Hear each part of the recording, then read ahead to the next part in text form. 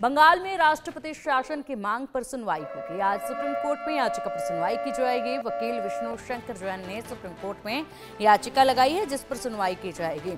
बता दें कि लगातार यहां पर मांगे उठती रही हैं। जिस तरीके से हालात अभी फिलहाल मुर्शिदाबाद के देखे गए हैं, उसके बाद से आवाज जो है वो बुलंद होती गई है कि हिंदू यहाँ पर सुरक्षित नहीं है और इसलिए राष्ट्रपति शासन की मांग जो है वो की जा रही है। अब ये याचिका जब सुप्रीम कोर्ट में पहुंची है तो उस पर सुनवाई होगी और बेहद महत्वपूर्ण रहेगा आज का ये दिन जब सुप्रीम कोर्ट में इस याचिका पर सुनवाई की जाएगी, क्योंकि ममता सरकार को लगातार घेरा जा रहा है।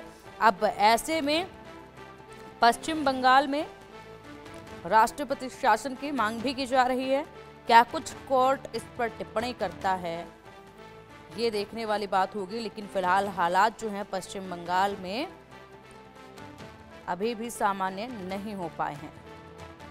अब इसी पर चलिए अधिक जानकारी के लिए हमारे सहयोगी रैनिक दत्ता का रुख करेंगे। रैनिक, सुप्रीम कोर्ट में आज सुनवाई होगी एक बार फिर से, जिसमें हिंदू पलायन करें, हिंदू मारे गए हैं लगातार। ऐसे में माहौल जिस तरीके से मुर्शिदाबाद में देखा गया, उसके बाद वहां के लोगों की भी एक ही आवाज उठी कि राष्ट्रपति शासन यहां पर लागू किया जाए, नहीं तो फिर हम पलायन करने को मजबूर रहेंगे, हम आत्महत्या करने को मजबूर रहेंगे। ये वहां के लोगों की प्रतिक्रियाएं थी जब आप ग्राउंड जीरो पर बने हुए थे। यहाँ पर याचिका दी गई सुप्रीम कोर्ट में, उस पर आज सुनवाई होगी। क्या कुछ लग रहा है आपको कि किस तरीके से माहौल इस वक्त देखा जा रहा है कोर्ट में, क्या कुछ आज हो सकता है खास?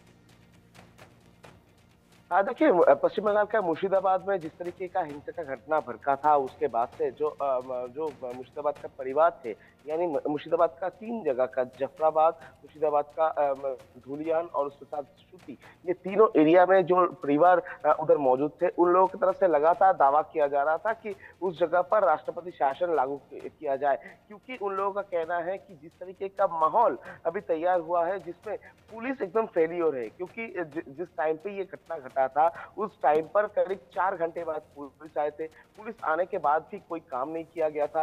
पुलिस के सामने ही घर को तोड़फोड़ किया गया था, घर में आग लगाया जा रहा था और अभी भी उनको थ्रेड मिल रहा है, ऐसा ही उन लोगों की तरफ से दावा किया गया है। उन लोगों की तरफ से ये भी दावा किया गया है, अभी भी रात के अंधेरे में उन लोगों को थ्रेड दिया जा रहा है कि जो सेंट्रल फोर्सेस है वो चले जाने के बाद फिर से उन लोगों के ऊपर हमले का घटना घटेगा और पुलिस के ऊपर उन लोगों का जो भरोसा, वो भरोसा टूट गया है, ऐसा ही जो गांव वाले हैं उनकी तरफ से दावा किया गया है। और ये सिर्फ दावा नॉर्मली नहीं किया गया है, ये दावा खुद राज्यपाल के सामने भी उन लोगों की तरफ से रखा गया है। राज्यपाल जब 2 दिन का विजिट किए थे, लगातार राज्यपाल के सामने उन लोगों की तरफ से 2 डिमांड रखा गया है। पहला तो उस जगह पर परमानेंटली बीएसएफ कैंप तैयार किया जाए और दूसरा राष्ट्रपति शासन जारी किया जाए, यह डिमांड रखा गया था। दूसरी तरफ अगर देखा जाए तो मुर्शिदाबाद का ये तीनों जगह ऐसा सिचुएशन में लोकेटेड है, जिस सिचुएशन में करीब 450 के ऊपर परिवार जिस जगह में रहते हैं, उस जगह में सुरक्षा का इंतजाम करना सबसे महत्वपूर्ण है। तो इसी कारण में आज जो मुर्शिदाबाद का मामले को लेकर सुप्रीम कोर्ट में राष्ट्रपति शासन का मांग उठ रहा है, तो इसको लेकर आज सुप्रीम कोर्ट एक रिपोर्ट भी मांग सकते हैं राज्यपाल सीवी आनंद बोस के पास से, क्योंकि गवर्नर की तरफ से, गवर्नर राजभवन की तरफ से एक स्पेशल टीम तैयार किया गया था, जिस स्पेशल टीम में राज्यपाल खुद मौजूद थे। वो लोग 2 दिन का विजिट भी किए थे मुर्शिदाबाद में, मालदा में 2 दिन का विजिट था। उन लोगों के साथ बात भी किए थे, जो पीड़ित परिवार है उन लोगों के साथ मुलाकात भी किए थे राज्यपाल सीवी आनंद बोस। इसके अलावा भी national human rights commission, national commission for women, ये दोनों कमीशन के जो ये रिपोर्ट भी राज्यपाल के पास दिया गया है। राज्यपाल के साथ उन लोगों का मीटिंग भी हुआ है। एनसीडब्ल्यू का चेयरपर्सन के साथ भी राज्यपाल सीवी आनंद बोस का मीटिंग हुआ था। पूरा मामले में जो रिपोर्ट सामने आया है, वो भी ये 2 कमीशन की तरफ से राज्यपाल के पास दिया गया है। तो कुल मिलाकर सिचुएशन क्या है, ये सिचुएशन जानने का मांग भी सुप्रीम कोर्ट की तरफ से किया जा सकता है।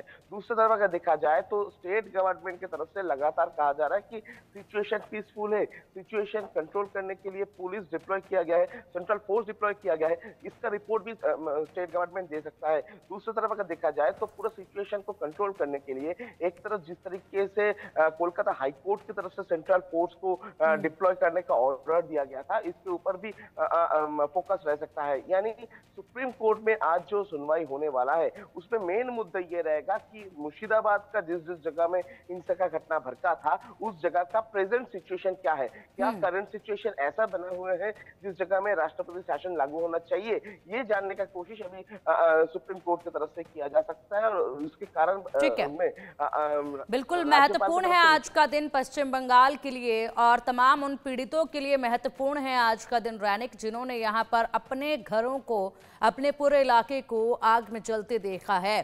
फिलहाल देखना होगा कोर्ट में क्या कुछ आज रुख जो है वो सुप्रीम कोर्ट का देखा जाता है, इंतजार इसके लिए करना होगा और उसके बाद तमाम प्रतिक्रियाएं आने का सिलसिला भी शुरू हो जाएगा बेहद जल्द।